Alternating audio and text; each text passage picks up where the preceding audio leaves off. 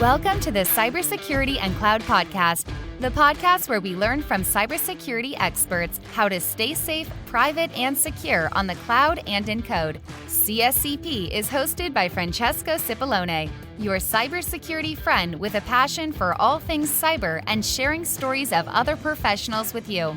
This episode is sponsored by AppSec Phoenix, the next generation application security platform, enabling organizations to run application security programs in a smart way. Visit www.appsecphoenix.com to learn more.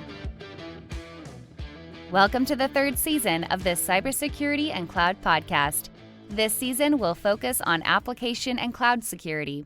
Hello, everyone, and welcome back to the Cybersecurity and Cloud Podcast. Today, we're kicking off Season 3. I can't believe we are on Season 3. It's 3 years we've been doing this. And yeah, we like to start with very big name, but unfortunately we can't. So we got Chris. Come on. I'm joking.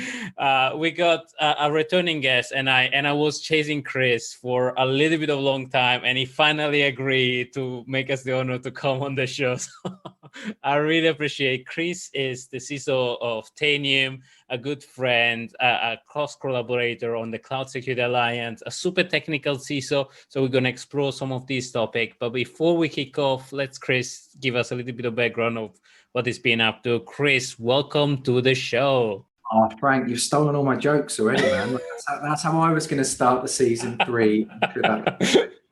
Genuinely, thank you for having me. It's great. It's great to be back. Were we chatting on? I mean, we chat too often. Were we chatting in Season 1? I think. Was that right? I think it was Season 1, and we are actually bringing up Season 1 as we speak. So probably everybody, when this goes live, the whole Season 1 will be republished or in due to republishing. Oh, awesome. So you'll have your episode, and probably we'll try to bring this at the same time of the first episode that we did. So we see the before Chris and the after Chris. I was going to say shit. I can't remember what we discussed, but no, thank you for having me. Genuinely, CISO at Tanium. Obviously, Frank and I have spent a lot of time at Cloud Security Alliance and various other kind of industry gigs and whatnot. So been in the industry, I suppose in technology, 20 years, security kind of 15 of those.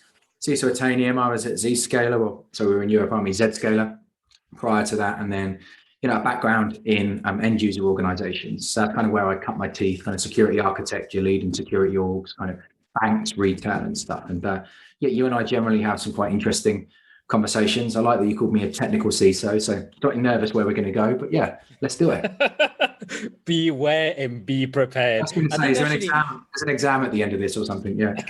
I think now I remember the first season we recorded after one of my talk, and we went into a rabbit hole of really, really deep technical from the very beginning of your architect role on how to evolve. So this time I'm going to catch your slack, and we're going to focus and ask you, as an executive, how do you see fundamentally the world changing, and specifically in the last year between COVID and everything else that has happened? How did you see the world changing, and where do you see us going?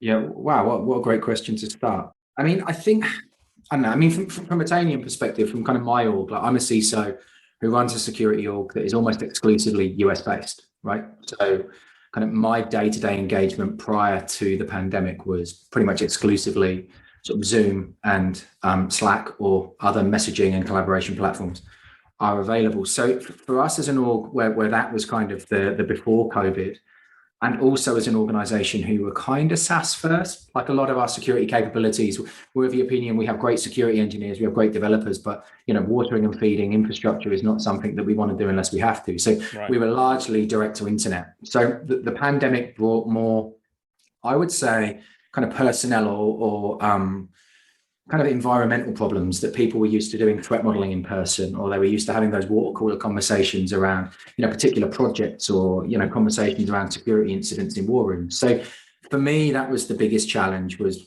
getting the organization to be as happy, efficient and effective doing everything like we're doing this rather than kind of doing it in person. I mean, more broadly from an industry perspective, I think you've got those organizations who had already kind of, I suppose, started on that cloud native journey and, we're already looking to kind of minimize data center footprint. And in those organizations, maybe the pandemic from a technology and a security perspective wasn't as problematic, for things like configuration management, vulnerability management, patching, compliance, audit, blah, blah, blah.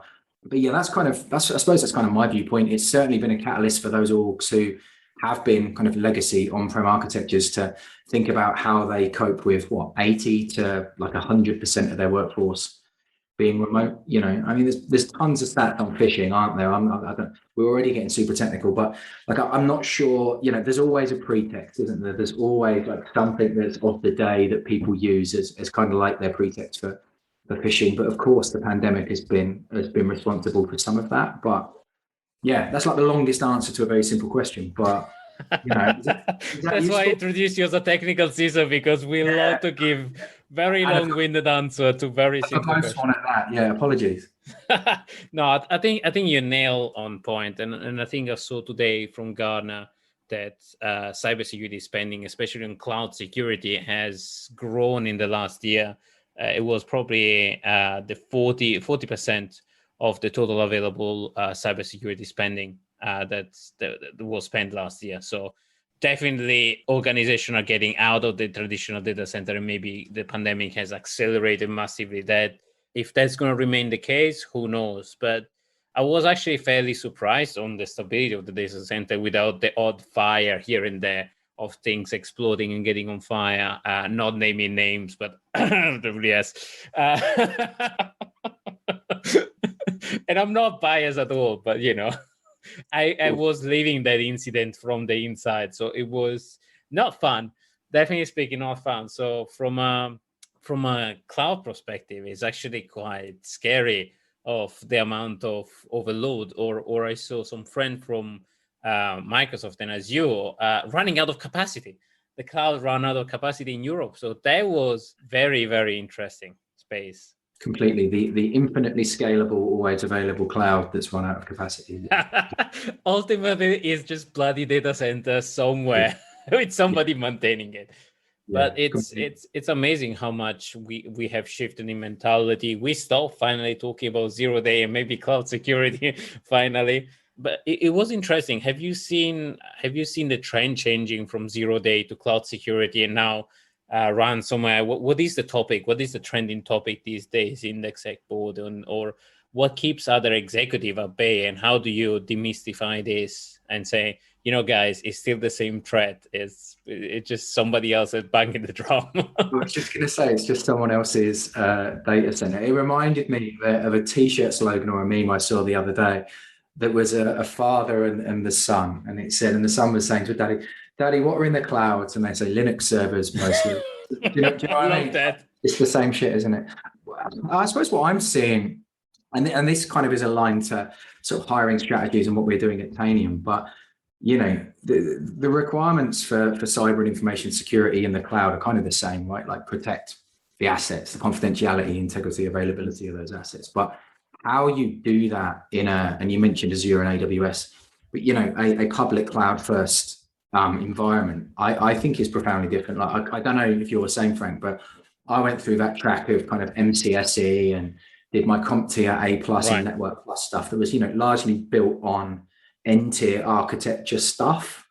And I think everyone roughly our age, I'm lumping you into my bucket now, I know you're younger than me, but still roughly the same age, kind of went down that path. I've seen some NT still running around. I've interacted with some old stuff. I was last year I was dealing with COBOL, so man. My best is like Nobel NetWare 5 or something, but yeah, we're roughly okay. We'll take that as a draw. But the skills that are required for cloud native environments, like getting people to understand how AWS works, at a bits and bytes level, and translating those kind of policies that you had for on-prem infrastructure into, like, I suppose, appropriate implementation guides for how you provide defense in depth in AWS, how you're taking information from kind of CloudTrail and GuardDuty and bringing that into your kind of IR environment. I think the skills are different. I think most, and again, I don't have any stats to hand to prove this, but I'm highly confident that this can be backed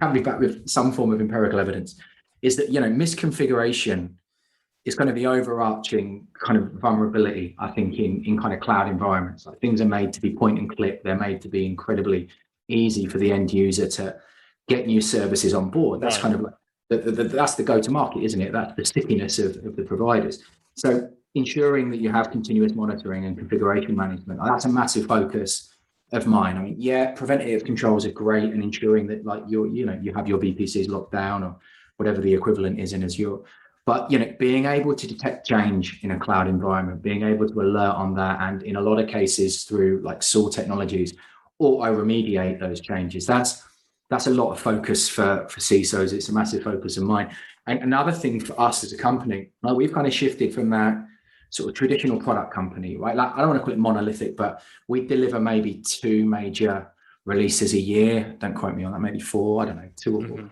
And now we've shifted to this model with our kind of as a service platform of, dropping code every week. Yeah, exactly that, mate. Like every week, every other week. And I know the security function goes through that fairly kind of, I suppose it's a profound shift, isn't it? You get 4 weeks to review a design, write a security design. And now we're like, right, we're doing this week and it's going to get dropped at the end of the week. Like how do we as an org change our way of engaging to a very kind of lightweight model for design and threat modeling? So that's what I focus on. And that's what my board expects is just, an appreciation that we're now like a cloud service provider to some multinational orgs, many of them. And, designing our controls, I suppose, in the cloud appropriately. Another long answer. That's nice, because I think Sneak published some recent stat on cloud security things, and don't quote me on this, but I think it was close to 40 or 80% of breaches were due to misconfiguration. So it's quite a huge number. And AWS and other guys are doing amazing work with the control tower or landing or X landing zone to actually pre-prepare a lot of environment, but it takes a lot of maturity from organization to get to that point and to automate a lot of things. Most of the time, you can create a tool, you can create a super fast cars, but then, if you don't know how to drive it, you're gonna crash it immediately, right? Totally, and there's a shift as well, right? Like we I'm lumping us in the same boat again, but grew up with this concept of you have a vulnerability. You identify it, you patch it. In a lot of kind of cloud native, certainly in a microservices architecture, you look much more towards, right, you need to update whatever that base image is, images, yeah, of like immutability and whatnot. So that becomes a challenge, or certainly something for security teams and I suppose SREs and engineering teams to get over, is how you apply the appropriate level of vulnerability management, I suppose. But maybe, and I'm fairly biased, I think the model has changed from an infrastructure perspective because of the ephemerality now of the cloud of infrastructure with either Docker or the more native one. And I'm going to go on a rant on that because I had actually a good topic on it. But fundamentally, I still see that model very much applicable to application security in the traditional world of, code libraries, web infrastructure. You still need to go and triage through that. But before we jump in that amazing rabbit hole, I wanted to ask, you mentioned a really good point, that is, you shifted from more monolithic release to more weekly release. So how has your team coped and changed in that kind of organization? And because you're not going to be unique, a lot of organizations that are shifted for cloud native, offering a SaaS solution out of the blue, they need to cope with this very fast-paced, continuous integration, continuous release. So what would be your, top 3 tips or suggestion between hiring or adapting an existing team in this kind of environment? Wow, totally didn't prepare 3. Okay. More knew you were going to ask me that. The first thing that stood out to me then was, and this is so cheesy, but it's true, like working cross-functionally. Like everyone's used to the security function being this vertical function and resources go wherever and stuff.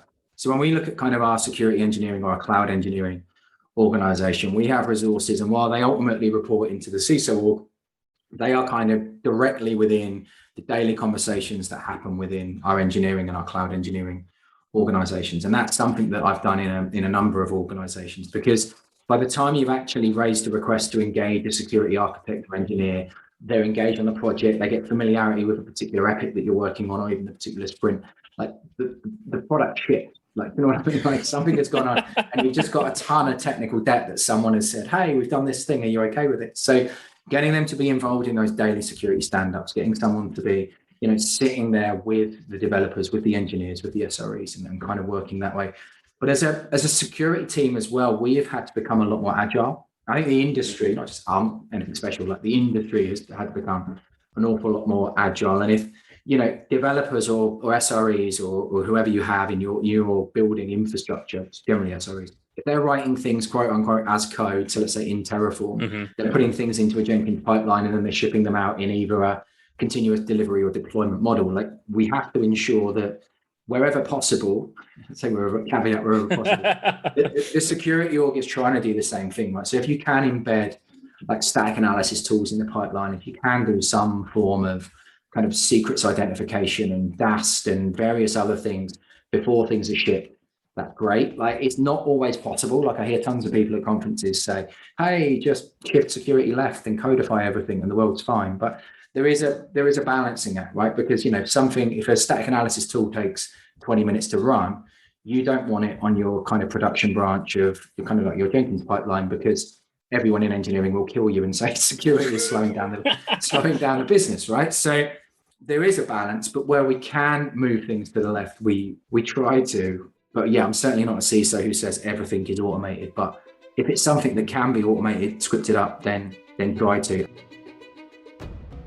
This episode is brought to you by the generosity of AppSec Phoenix Ltd. AppSec helps startups and enterprises solve complex software security problems by using smart data aggregation and complex machine learning software. Discover how AppSec Phoenix helps CISO and developers remove friction and maximize the use of DevSecOps professionals at www.appsecphoenix.com. AppSec Phoenix is the new and smart dev-first way to manage your software vulnerability.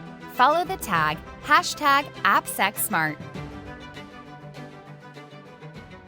And then from the requirements side, kind of trying to define up front and use kind of baseline standards that are out there. Like ASVS from OWASP is kind of awesome with, hey, kind of from an overarching, what should you do from an AppSec perspective, like getting that documented, getting those things readily available for developers. And again, we're working on that. We're doing some great work there. So does that answer your question? Yeah, no, I think you touch on a few great points on how effectively your security people are getting more developer empathic and working together with the sprint planning, working together with the retrospective. But for example, are you working very closely with the product backlog? Are you getting ahead of, or for example, are you creating security pattern? It's like, how do you approach the design space or the reactive space? Are you tackling more into the reactive and vulnerability management, or are you trying to get ahead of the curve with the design space?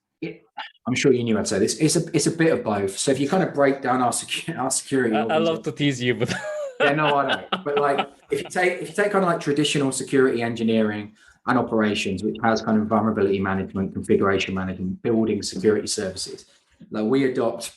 Again, shout out to a guy called Mike Middleton. So Mike, so again, without blowing Tanium's horn too much, we recently won a CSO 50 award for kind of our approach to kind of agile management of security tasks. And we use Kanban a lot for engineering. So we do have that backlog. We do have that. The business has asked us to do something, and then we would kind of force rank that based on the impact that will have to our broad range of stakeholders, because it's not just our go-to-market initiatives, it's our marketing team, our finance, our sales team.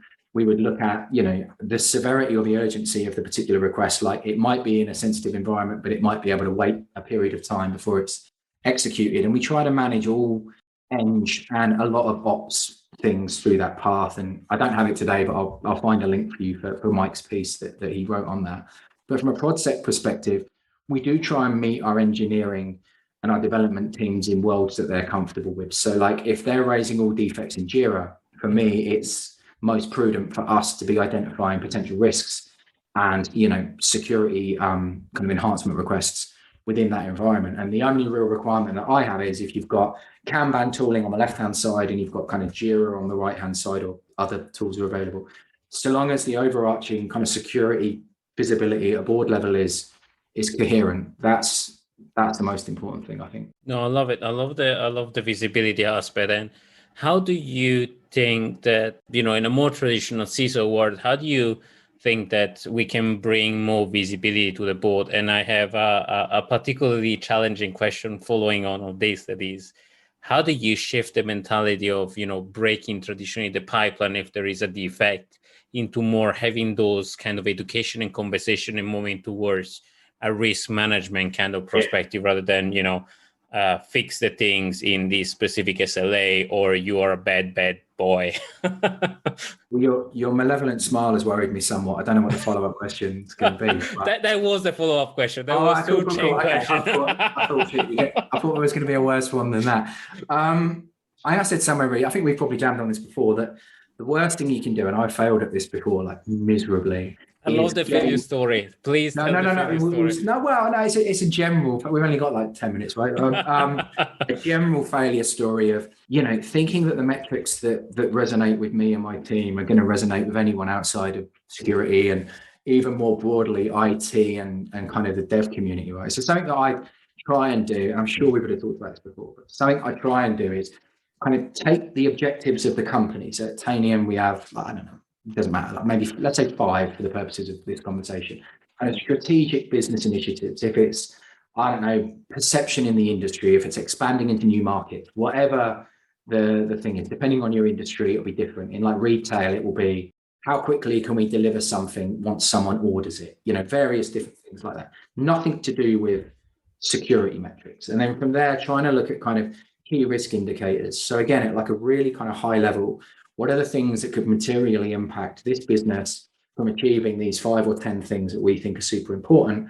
And then from there, looking at the boring stuff that no one outside of security really wants to look at. So at that point, if you want to look at number of malware incidents or time it takes us to, investigate, like median time to investigate a security incident or time to deploy a critical patch to our production environment, and building that story up so that when you go to your board or your leadership meetings or your audit committee or whatever it is, I kind of have like a traffic light system. So like if we need to go into any more detail than just this is going okay, or this is going sort of okay, or this is, on the skids and we need to do something, like having that translation of, well, this is at a macro level where we are. And if you need to dive into the specifics, we can kind of do that. But right. That's kind of working okay for me. And like the CISOs that I work with and kind of like industry groups I'm involved with, doing that. So at your board level and your executive level, saying, these are the things the business wants to do.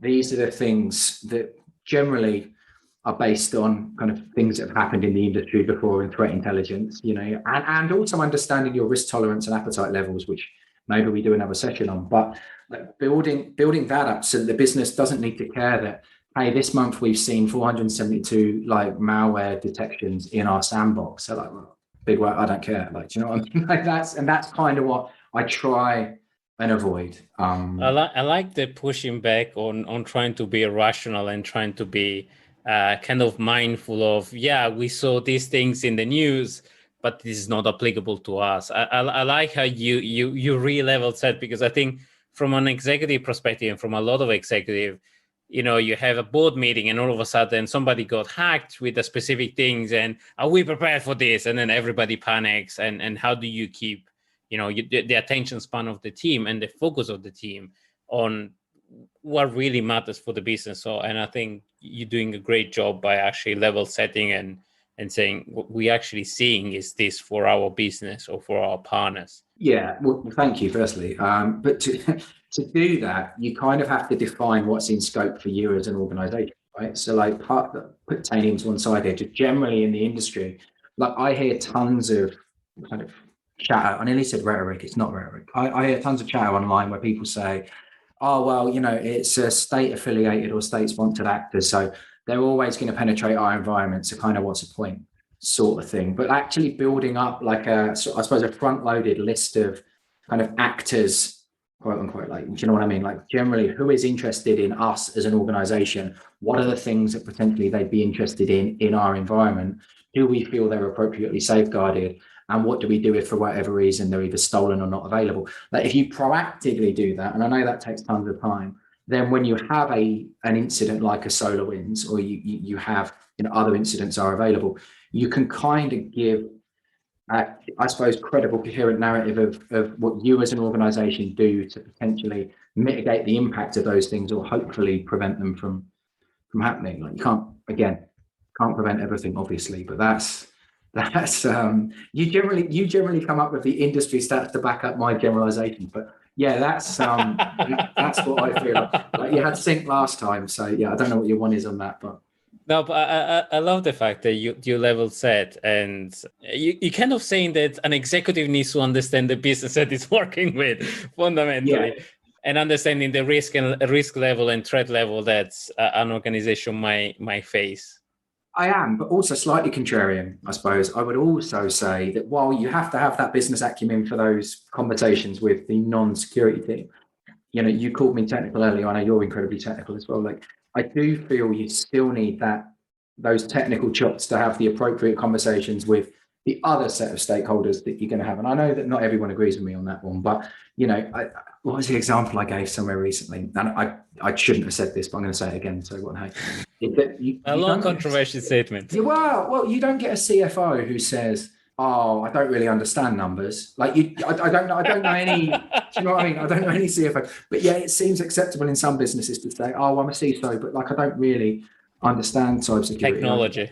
Yeah, do you know what I mean? So, apologies for anyone. I think it's a shortage, but I think there is a factor that there is a shortage of people in the industry. So sometime and. That's fair. Yeah. There is a burnout level. I don't know how you lasted so long. You probably have an amazing routine to not burn out, or you have an amazing proactiveness. But we also saw that there is, churn rate is generally speaking 2-3 years of an executive, especially on new organizations. So sometimes there isn't enough CISOs around there that are top level CISOs, and sometimes organizations can't pay top dollars. In the US, I think a top level CISO or VP of security is close to $1 million or something. So not every startup. Someone told me that like half an hour ago as well. Look, I get what you're saying. Yeah, of course. Like I think in an ideal world, if you're having those conversations with a CFO or a CTO, like, invariably they have a background in their particular discipline that they're working in. I think the best CISOs it's a personal view, but the best CISOs I've seen obviously have that business context and acumen and pragmatism, but they also have the ability to take what are very technical messages in their team and distill them into something business oriented. Now, in my view, you can't necessarily do that unless you have an understanding of the nuance or the inner workings of the technical side. Right. So I think it's a balance between managing people and being their buffer, but also understanding what you guys the heck are telling about, because you're fundamentally still technical. It's like you have a CTO that, don't really do technology. Yeah, but like I want to, again, I don't want to get kind of chastised for this. I love that though. but being technical doesn't mean you have to understand like SBOX construction of AES. It just means you have to like have an understanding and like a baseline of the foundations of cybersecurity. So this is me now digging myself out of a hole. It's a very sticky topic. A very sticky hole. But that's what I think. We love controversy though in the podcast, and I think we throw in some stuff that got a lot of people annoyed sometimes, but I think it's a good discussion topic because it's a hot topic. And maybe on the opposite side, in the lower level, in the engineering level, I think I was having a discussion with Gary McGraw, and he made a very harsh statement that if you don't code, you're not fitting in security. And I'm going to requote that because I said, well, that's not necessary to. We have a shortage as well. I think it's the best people in DevSecOps. Actually, no, he actually said that if you want to be part of DevSecOps, you actually need to know how to code. So what do you think about that statement? And what do you think about, fitting in that space and back on your hiring strategy? When you hire a cloud security person or a DevSecOps person, does it necessarily need to code up to a specific level, or a generic understanding of Python is fine? Yeah. Well, that makes my statement feel a little bit more run of the mill now. So I feel happier. I see. It's not only you that can be controversial. Yeah, no, I certainly see where Gary's coming from. Yeah, when we look at kind of cloud security engineers, given that you're in an environment that's moving at 100 miles an hour, that everything, wherever possible anyway, is automated and it's kind of infrastructure as code, it's pipeline based. Of course, the skill set for the security professional kind of changes. If you're building security solutions in a cloud native environment, why would you build them any differently to how you're building anything else in that environment. So skills around CloudFormation, Terraform come to the fore. Are those as important in a corporate kind of IT security role? No, they're not. If you're looking at security orchestration solutions, you probably need to know Python. I'd suggest probably yes, you do. So, I mean, in my opinion, that's a fair statement. And I don't necessarily feel that in all roles that you need to understand, every single tool and every single kind of language that's being used.